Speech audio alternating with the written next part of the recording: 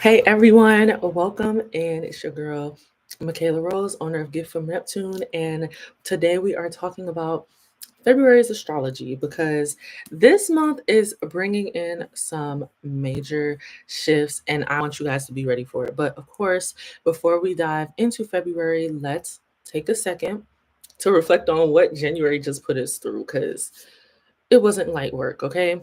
So January was pretty intense, pretty emotional, pretty transformative, both in the stars and in the world around us, right? The month kicked off with power struggles and very major political shifts and kind of like this collective sense of uncertainty. I know you guys have been feeling the fear and the just the discomfort, whether that be on social media or around you, right? So, you know, just to kind of recap some things, Trump's return to office set off a lot of waves of change. His policies dismantled DEI, restructured immigration, reshaped national conversation in general, right? So, whether you follow politics or not, you can kind of feel the collective shift towards fear, control, and a lot of uncertainty, right? Also, globally, we saw protests, we saw financial instability, we saw people everywhere questioning their security, their future. And this very much mirrors the astrology of January, right? Astrologically, January was filled with a lot of intensity and a lot of confrontation. We have Mars and Pluto opposing each other, so that ignited power struggles and kind of exposed where control dynamics were at play. We had the full moon in Cancer, which brought deep emotional releases. It made us face what no longer served us on a personal and collective level. And then we just got through the new moon in Aquarius, like this hope and reminds us that change is coming, but we have to clear out the old and we kind of have to take our power back and figure out how we can be a part of that change. Like we very much recognized our role in society and how we as society, as people of society, contribute to the world that we want to see, right? And you guys can read the January transit breakdown on my blog. But of course, I just have to say, like, January was definitely a month of reckoning, of revealing, of realigning. We start to ask ourselves, like, what's real? What's an illusion? What do I need to let go of? How do we move forward? How can we come together? You know?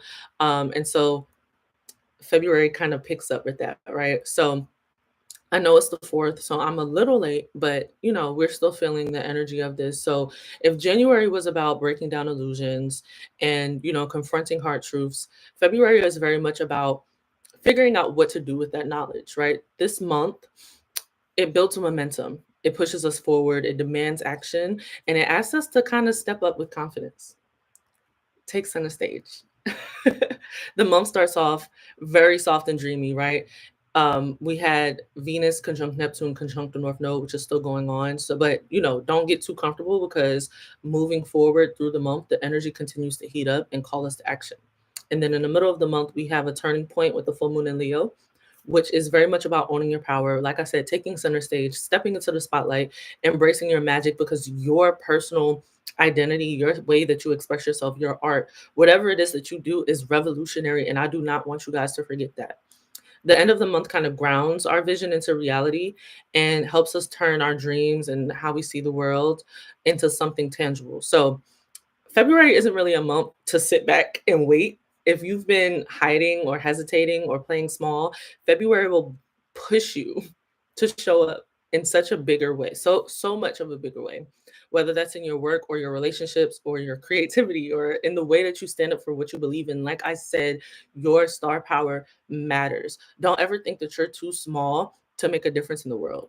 So, I'm gonna break it down transit by transit and talk about how to work with this energy, and how to navigate any challenges and kind of what to expect as we move through the month.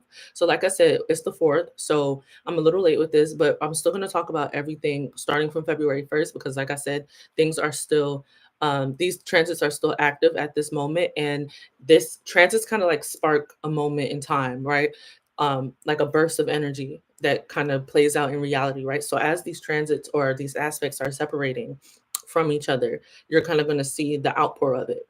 So February 1st, we had Venus conjunct Neptune in Pisces. So this is the merging of love, dreams, and illusion. Venus and Neptune together can feel romantic, very creative, but very deeply spiritual, right? This is the high expression. Venus and Neptune are similar energies. Neptune is the highest vibrational energy of Venus. Neptune is the higher vibration of Venus. So um, it's like that unconditional love and that boundless love, right? But also it can be deceptive or unrealistic, right? So that transit asked us, where are we kind of where are we romanticizing things? Because this transit kind of makes us want to see the best in people and situations, but are we ignoring red flags? And I know me personally, I kind of root myself in this, everything is for our highest good, right? So how can I see the best in this? But you also have to ground yourself in being realistic and say, okay, but this is actually what's going on and people are affected by this. This is very much spiritual and creative inspiration. So very good energy for art, music, poetry, spiritual practices. Um, your art is revolutionary. You're going to hear me say that a lot. But also being mindful of escapism, because while the world might feel overwhelming, you may want to detach and retreat into like your fantasy or addiction or your avoidance or your vices. So being mindful of that with Venus conjunct Neptune in the sign of Pisces. And just to tie in current events, and I'm going to try to tie in current events with all of the transits, ask yourself, how are media and politics, how is this propaganda spinning narratives that may or may not be rooted in reality? Like there's going to be a lot of, we're very sensitive psychologically, so we have to be mindful of what media we're allowing ourselves to engage in, right? And so yesterday, February 3rd, we had Mercury in Aquarius trine Jupiter retrograde in Gemini. So this is big conversations, big ideas. You know, Jupiter expands everything that it touches. So this is a really good time for sharing knowledge, learning, seeing the bigger picture. But we have to be mindful of revisiting old ideas. Since Jupiter is retrograde, we can reconsider previous plans or perspectives and refine them, but just making sure we're not in this feedback loop of information where, you know, it's like we're not making any action. Remember, Mercury in Aquarius is about moving forward, being forward thinking. So are we kind of sitting in this realm of um, questioning instead of just taking action, right? And so this also indicates like these collective intelligence, media, all of like very much new conversations about tech, about education, about how we consume information. Um, Beware of information overload. This was yesterday, but it's still going on today. The downside of Jupiter being a part of any transit really is that grandiose isn't always a good thing, you know? So it can amplify these conversations around, it can amplify so many different opinions and just kind of be overloaded and mess with your nervous system. And Mercury rules the nervous system, right? And so just being mindful of that, and being mindful of like the rapid spreads of narratives, of particular narratives and propaganda in the media, right? Um, we can kind of see that with like how fast people were like, oh, my food stamps are being taken away. No, it's not. But because it was shared so much, people started to believe that without fact checking. So just making sure that you're fact checking things before reacting to them, right? And then also yesterday, Venus conjoined the North Node, which is in Pisces, right? So Venus, Neptune, and the North Node are sitting tightly together, right? So this is like soul alignment, right? This is fated connections. So in your love and in your creativity. So who's entering your life right now? Who's leaving your life right now? This is a transit that aligns us with our soul's calling and our deepest paths, and kind of rooting ourselves in something higher than ourselves, right? Are we being called to serve? Are we being called to forgive? Are we being called to move with more intention? What are we answering to, you know? And when I say something higher than ourselves, it doesn't necessarily have to be God or religion or anything like that. Your version of something higher than yourself might just be your role. Like, what do I feel like I'm here to, what do I feel like I'm here to give to the world? Or what are my morals? What am I really rooting myself in this time that I feel like the world needs, you know? And so even now, speaking of religion, right, the world events going on might actually push people to deeper faith and deeper belief systems because they want something to believe in. They want to anchor themselves in something. And so as the North Node kind of goes through Pisces, just keep that in mind. Saturn as well. Keep that in mind. Like people are very much looking for something to offer them hope. And that might look like going to religion, going to believe their own belief systems, and we'll continue to see new belief systems emerging. Today, February 4th, Venus enters Aries. So everything moves fast with Venus and Aries. Venus doesn't necessarily like being in Aries because Venus is about connection and Aries is very self-serving. However, I don't think that's necessarily a bad thing. I think it's more of like, what do I like? What do I value? And how do you serve me? You know what I mean? Versus Venus and other signs, especially Venus and Pisces, where it's exalted, is like, oh, I love everyone. I just love love. I love the feeling of connection. Where Venus and Aries is like, is this connection serving me? Venus and Aries is very bold. It's very impulsive. It's direct. There's no waiting. There's no hesitation. It also asks you how to take charge. How can you take charge in your relationships? How can you embrace your independence and individuality? But because of that, right, it can also spark conflicts. Like I said, Venus doesn't like being in Aries. So you may be headstrong, other people may be headstrong, so y'all may butt heads in that aspect. But just remind yourself, okay, if we're butting heads, can we find a compromise? If not, if this is something that I'm so deeply rooted in that I don't feel like we can compromise on this, maybe this is not the connection for me, right? Venus also rules money, so just being mindful of how you're spending your money. Are you being impulsive? Everyone's talking about boycotts right now. Are you sticking to those boycotts, or are we this is a very good time for us to be saving our money. So just being mindful of like the FOMO, the fear of missing out, and just like buying stuff, right? Um, and I honestly, you might start seeing like different shifts in the economy, in finances in general, as this energy of Venus and Aries influences the collective. Also today, Jupiter goes direct. Jupiter goes direct in Gemini. I'm so ready for Jupiter to leave Gemini. It's been in Gemini forever. But today, Jupiter goes direct in Gemini. So, after months of questioning what it is that we believe and how do I feel about that, and why do I believe that, and who taught me that, it was a long period of reflection. So now Jupiter is moving forward. Jupiter don't like being in Gemini. Jupiter doesn't like being in Gemini in general, right? Because Jupiter is like all of these abstract ideas and thoughts, and the world and the universe and spirit and God or whomever speaks to us in signs and vibrations and colors and feelings, right?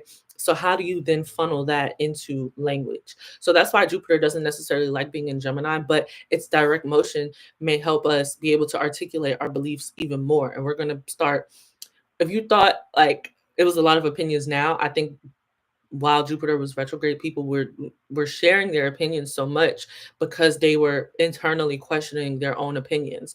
And now I think there will be more, okay, this is what I believe. Now I can share that with you. So Jupiter and Gemini is about how we learn, how we communicate, how we spread information, right? So you can expect changes in education, in travel, and in media, once again.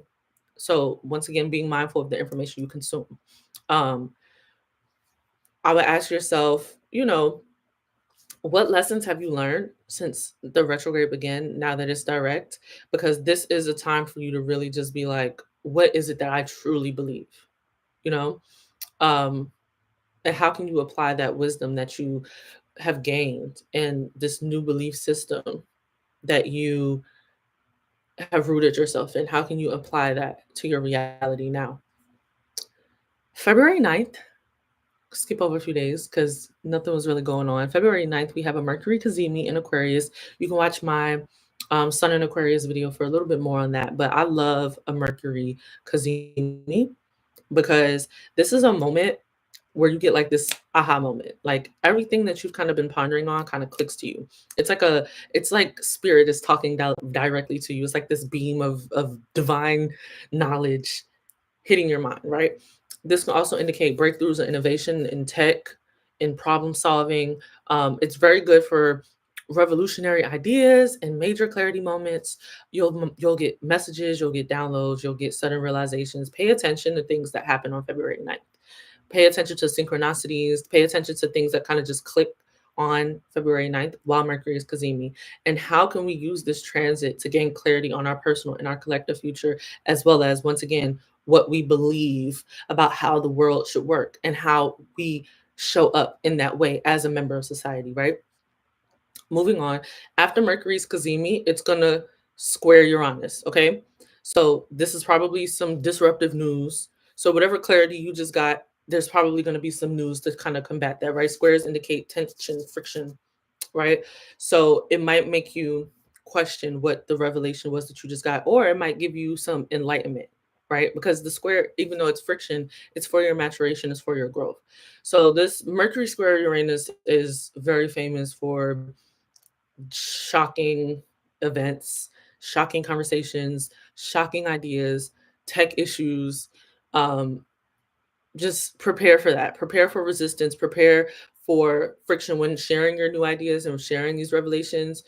Prepare for people to not see the vision that you see. You know, that's kind of this thing with Mercury and Aquarius where we're so forward thinking that sometimes we're so forward thinking that people need a chance to catch up. This is also a good time for you to break free from the things that are holding you back, any limiting beliefs.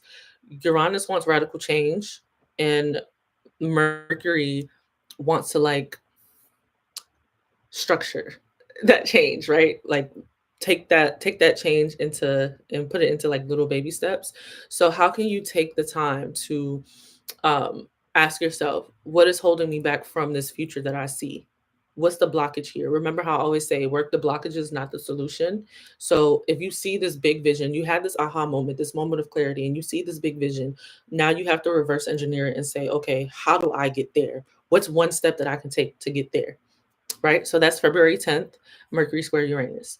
On February 12th, we have the full moon in Leo. I'm so excited for this because that's when I'm doing my big center stage ritual. My altar is open right now for it, and I'll be working it up into the full moon in Leo on the 12th. So this is a moment for you to step into the spotlight. Leo rules self-expression, it rules courage, it rules creative power, it rules our light. Like the Leo Aquarius axis is one of my favorite axes because if Leo is the star, Aquarius is the stage, right? They support each other. So how can you use your star power to help the collective?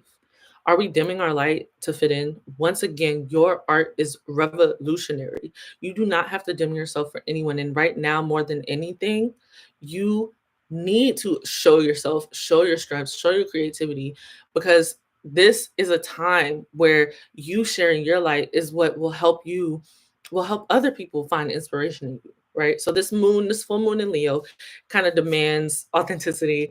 How can we embrace our authentic selves? This is magnetism. This is leadership energy. This is a time for you to own your power and recognize that you can attract anything that you desire, even shifts in the world.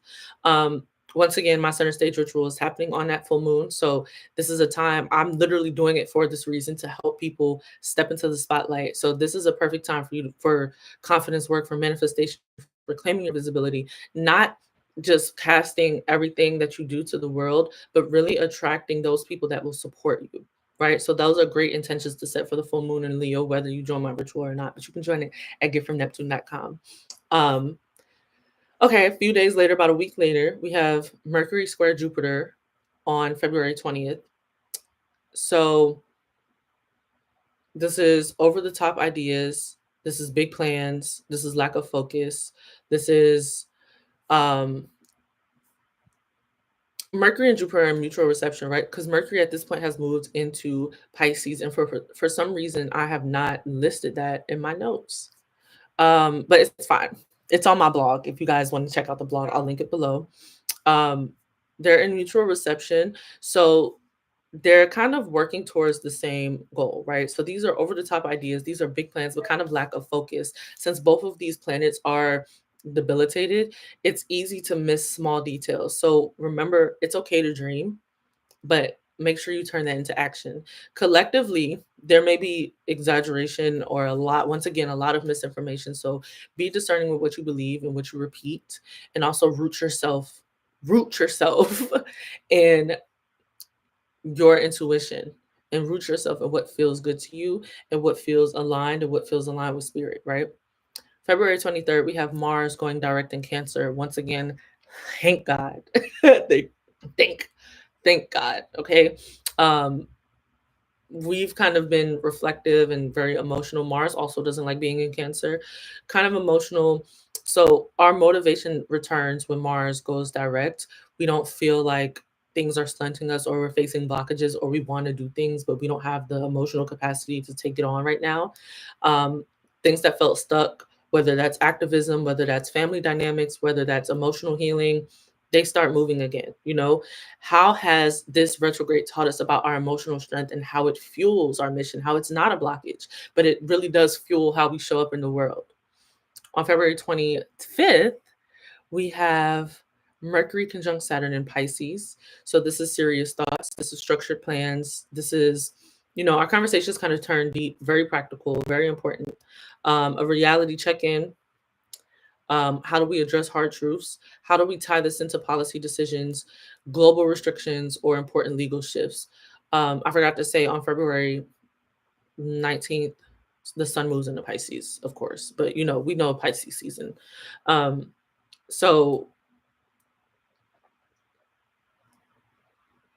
this can also look like global restrictions on certain things and certain legal shifts. So pay attention to that in reality as well, like going on in government, because Saturn is authority and government and, restrictions. So pay attention to like what plans are being set in politics at that time. And then on February 27th, we have the new moon in Pisces. So this is a moment for you. New moons are about setting new intentions, right? And so this new moon asks us to kind of surrender and trust and manifest from a place of faith. Like, what are you rooting yourself in? Who is your God? Y'all know I say that all the time. This is a great work for this is a great new moon for, scripting or visions or mirror work or energy healing. And then how can you balance that dream with action now that you have set this dream? And I always think of like Martin Luther King's I Have a Dream speech, where he was able to infuse hope into the world based on how he saw or how he felt the world should be. And I feel like that's very in alignment with the new moon in Pisces, because it of course will hit Saturn and it will hit Neptune and it will hit the North Node. And so how can I take these dreams and make it into a reality? So those are all the major transits for the month of February. Thank you for being here. Luckily, this wasn't as long as I thought it was going to be, but that's an overview. And so February, once again, is not a month to play small. So this energy is very much pushing us forward and demanding action and calling us to step up into our spotlight, whether it's in work or it's in our relationships or our creativity or our leadership. The universe is almost like